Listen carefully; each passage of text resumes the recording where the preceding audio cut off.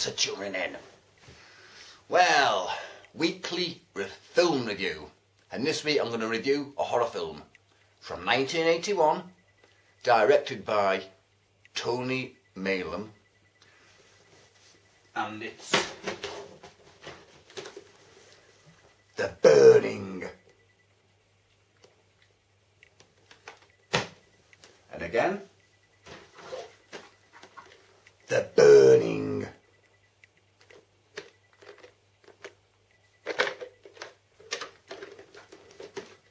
And again, The Burning.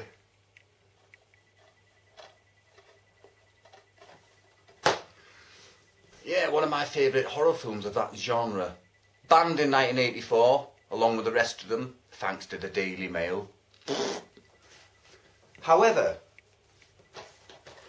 the first version I showed you, rated 18, it's a Vipco release, right? So it's actually re-released around 1992, 93, something like that. A lot of them were. The Bogeyman, lots of them. And pretty badly cut, this one. You know, I didn't realise it was cut when I ordered it out of one of these film clubs I was a member of. There's a little notice on the back here. Advisory notice. The Burning has been listed as a banned video. This version, with cuts totaling 19 seconds, free cuts totaling 10 seconds for UK cinema, with a further free cuts totaling 9 seconds for UK home video. This has been passed by the British Board of Film Classification for home video use, as suitable for persons over the age of 18. However, some may still consider the content to be unsuitable viewing material and find certain scenes to be disturbing or offensive. If in doubt, do not view. And I'm not going to read all that shit. Some half-baked fucking synopsis written by a kid, probably, who's too young to fucking remember it. And this one here, that's the Fawn EMI release. And for years I thought this was the uncut one. But it is slightly cut. You know, it's unrated. Well, it does, it does have a certificate X there. You can see that? See? And one of my subscribers, who likes his old VHS film, Dawn's brother, he was asking me if it's got a dates thing on it or something. I'm not sure what he meant. It's got that in the corner there. Cropsey Venture, 1981. I don't know if that's what you mean.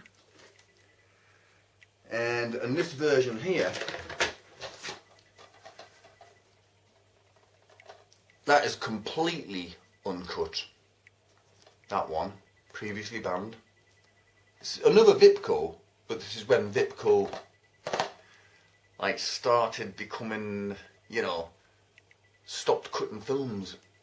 Because Mary Whitehouse died, you see. Yes! I'd love to know where she was buried. I'll dance all over the grave and piss on it too.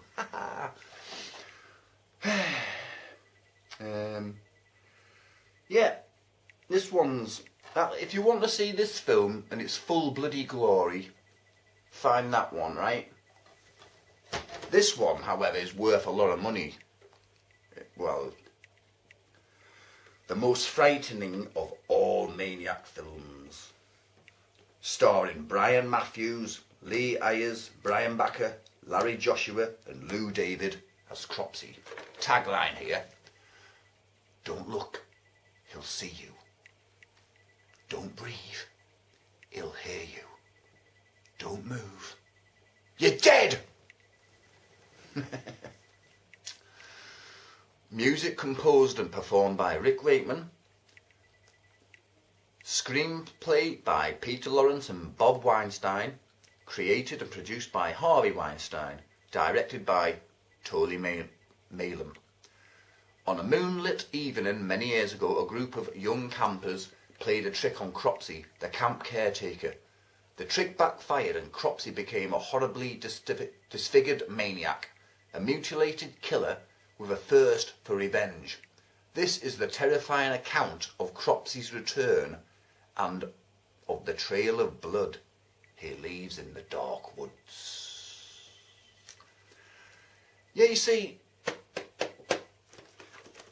I mean, this is a Miramax film, and Miramax were a tiny little company back then. They're huge now, obviously, you know what I mean? And also, Holly Hunter's debut.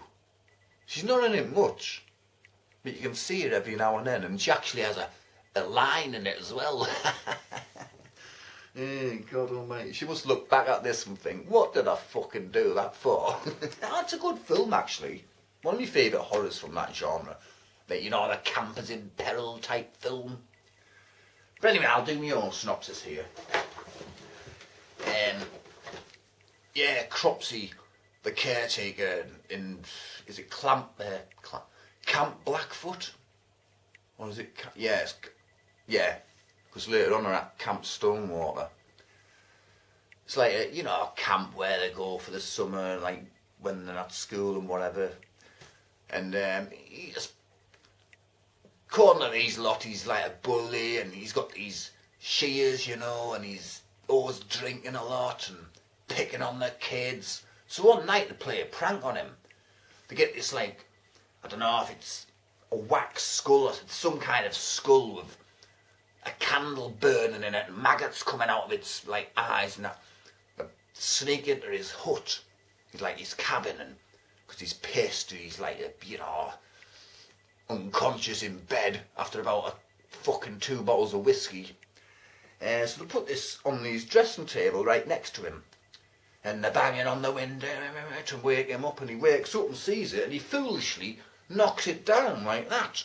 Sets himself on fire.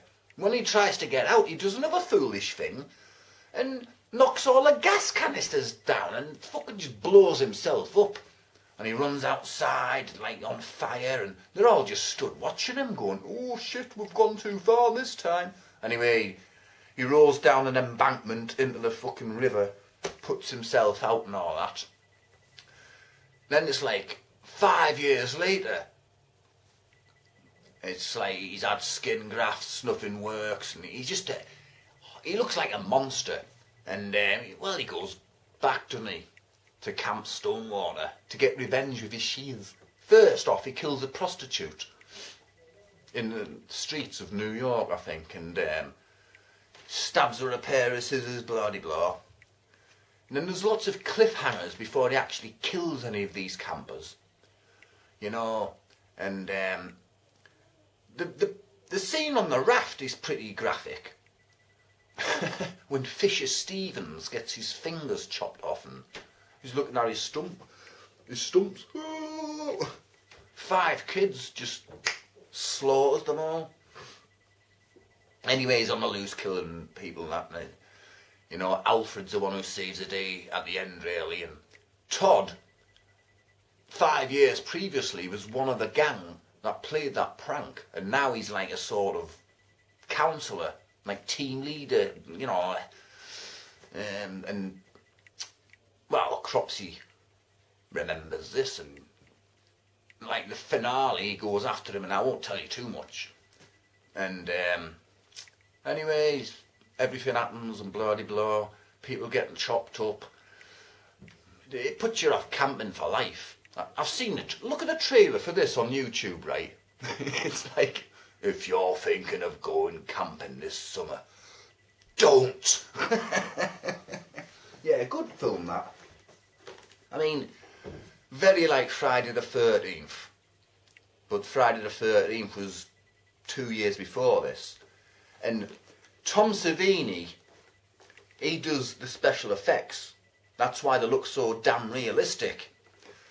And Steve Miner, the director of Friday the 13th Part 2, wanted him to do the special effects for that. But he was busy working on this at the time, so he had to turn him down. Because Tom Savini also did the special effects for the first Friday the 13th. Because every time, in them days, right, when you see Tom Savini's name in the opening credits, you knew it was going to be a violent film and worth watching. You just knew. I mean, he was the king of gore. He was well sought after, Tom Savini was. I mean, how he got discovered really was Dawn of the Dead, 1978. It was Sean Cunningham, the director of the first Friday the 13th, who noticed that. He hired him straight away to do Friday the 13th. He went, how do you do it so realistic? Like machetes and heads and stuff like that. So there you have it. The Burning. Yep. Good slasher film, that. See you later, hammerheads. Oi, mate! I'm trying to get some fucking sleep, you bastard!